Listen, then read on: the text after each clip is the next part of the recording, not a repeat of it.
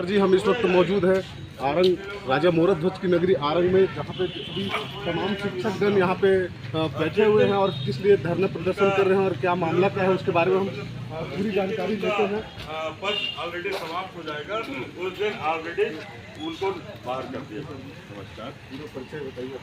आइए भाई लोग, मैं हरीश दीवान साझा मंच विकासखंड आरंग से ब्लॉक संचालक के पद पर कार्यरत हूँ और आज युक्तिकरण जो प्रक्रिया हुई है, आपने बहुत न्यूज़ के माध्यम से या मीडिया के माध्यम से आज जानते हैं। युक्तिकरण प्रक्रिया जो है दोषपूर्ण व्यवस्था आज हम शिक्षकों के ऊपर लाया गया है। हम उनका विरोध खंडन करने के लिए यहाँ सब उपस्थित हुए हैं। आज विद्यालय प्रारंभ का दिन है और विद्यालय प्रारंभ के दिन, वैसे तो विद्यालय 16 जून से प्रारंभ है, लेकिन विधिवत 1 जुलाई से प्रारंभ माना जाता है। आज हम प्रथम दिवस विद्यालय में न रहते हुए हमको धरना स्थल में आना पड़ा। सरकार की दोषपूर्ण युक्तिकरण प्रक्रिया है। आज लगभग 10,500 पदों को समायोजित कर दिया गया। 70,000 शिक्षकों के पद समाप्त कर दिए गए। एक झटके में 70,000 पद समाप्त कर रही है। इन्हीं सब विषयों को लेके शिक्षक साझा मंच आज ब्लॉक मुख्यालय पर धरना प्रदर्शन आयोजित कर रही है और आज विकासखंड आरंग में हमारे लगभग 500 विद्यालय, प्राथमिक, मिडिल, हाई स्कूल जो है, टोटल ओवरऑल 350 जो है उन विद्यालयों में, और हमारे जिले में लगभग 700 विद्यालय हैं। उन सभी विद्यालयों में आज तालाबंदी है और शासन को हम बताना चाह रहे हैं कि ये जो दोषपूर्ण युक्तिकरण प्रक्रिया अपनाई जा रही है उसे वापस लें। हमारी मंशा यही है और बच्चों के हित के लिए हम सदैव समर्पित हैं और रहेंगे। लेकिन आज की स्थिति में एक झटके में 70,000 पद समाप्त कर रहे हैं। आने वाले जो बेरोजगार हैं, जो डीएड बीएड इतने सारे विद्यालय खोलने के पश्चात ये पढ़े हुए नौजवान कहाँ जाएंगे? तो इन सब विषयों को लेके हमारा साझा मंच आज आंदोलन के लिए शासन को हम विरोध प्रदर्शन कर रहे हैं और विरोध प्रदर्शन कर अभी हम 2 बजे 2:30 पौने 3 को हम ज्ञापन सौंपेंगे माननीय एसडीएम महोदय को। और जैसे कि अभी शासन ने जो 67 नई शराब दुकानें खोले हैं, उसमें जो है कर्मचारियों की संख्या नियुक्त करेंगे, उसके आधार पर सरकार को आप क्या कहेंगे? शराब की दुकान और शिक्षक में क्या गुणवत्ता देंगे? अब क्या बताऊं मैं इस मामले में, तो शासन प्रशासन को सोचना चाहिए। ठीक है, राजस्व बढ़ाने के लिए आपने शराब खोलने का निर्णय लिया है, हम उस पर कोई कमेंट्स नहीं करना चाहते। तो लेकिन शिक्षा एक महत्वपूर्ण कड़ी है। गुणवत्ता के दोनों के बारे में हाँ, शिक्षा एक महत्वपूर्ण कड़ी है ना। आज बच्चों को कापी पेन और किताब पेन होने चाहिए जिन हाथों पे। आज गांव-गांव में बच्चे शराब की बोतल्स पकड़ने के लिए मजबूर हो रहे हैं, है ना। तो शासन प्रशासन को सोचना चाहिए। राजस्व अगर बढ़ाना है तो राजस्व की अपार संभावनाएं हैं छत्तीसगढ़ में। हमारे छत्तीसगढ़ खनिज संपदा से परिपूर्ण हमारा प्रदेश रहा है। तो शराब से आप राजस्व बढ़ाकर हमारे समाज को आप गलत दिशा पर ले जाने का प्रयास कर रहे हैं। तो मैं आपसे अपेक्षा, इस मंच के माध्यम से शासन प्रशासन को ये अपेक्षा करूंगा कि शराबबंदी की प्रक्रिया छत्तीसगढ़ शासन प्रशासन ले, शराब की दुकान ना खोले और शिक्षा के क्षेत्र में व्यापक जो हमारे बच्चों नौनिहालों को मिलना चाहिए। हमारे शिक्षक सुखी होंगे तो स्वाभाविक है बच्चों को अच्छी तालीम, अच्छी शिक्षा, अच्छे संस्कार देंगे। आज हमारे शिक्षक 150 किलोमीटर दूर जाने के लिए मजबूर हुए हैं। आज उनका पूरा परिवार बिखर गया है।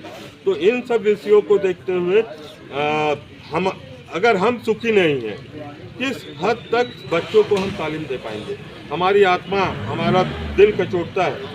केरल राज्य की शिक्षा गुणवत्ता है सबसे आगे अग्रसर भारत देश में देखा जाए तो, और छत्तीसगढ़ की शिक्षा, दोनों में आप क्या अंतर? केरल शिक्षा के क्षेत्र में सर्वश्रेष्ठ है। शिक्षा में उनका स्थान फर्स्ट सेकंड में रहा है, लेकिन आज छत्तीसगढ़ को अगर देखें तो नीचे से फर्स्ट सेकंड में रहता है। 33वें, 34वें, 32वें, है ना।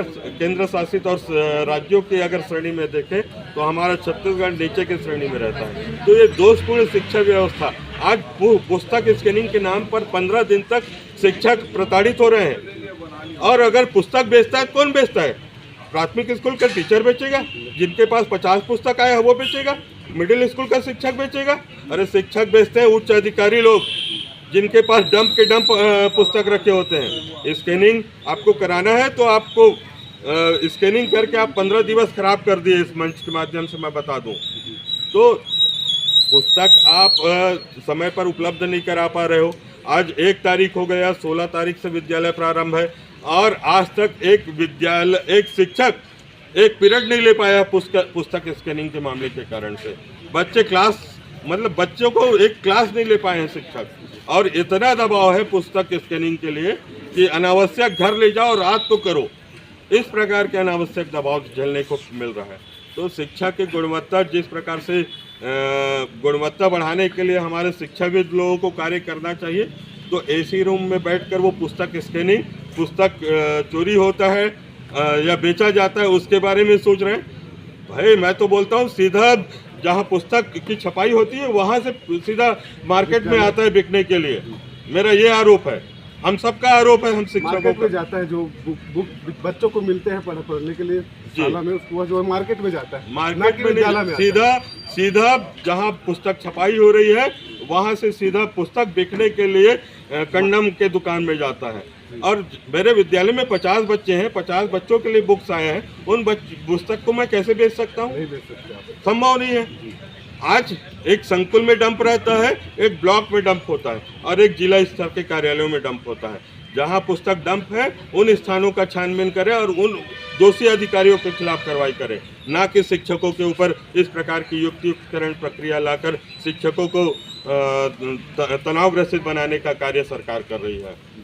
देख सकते हैं जी आप तमाम शिक्षकगण यहाँ पे मौजूद हैं और यहाँ का जो छत्तीसगढ़ में जो शिक्षा व्यवस्था है, सरकार आँख चश्मा लगा के देख नहीं रहे हैं। सरकार जो है इनकी बच्चों की भविष्य के साथ खेला जा रहा है। पहला स्तंभ माना जाता है शिक्षा को, अग्रसर यही लोग करते हैं। और टीचर जो है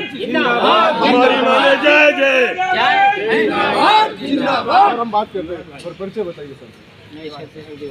तो समस्या आप सरकार से आप क्या तंज कसना चाहेंगे इस शिक्षक के क्षेत्र मामले में?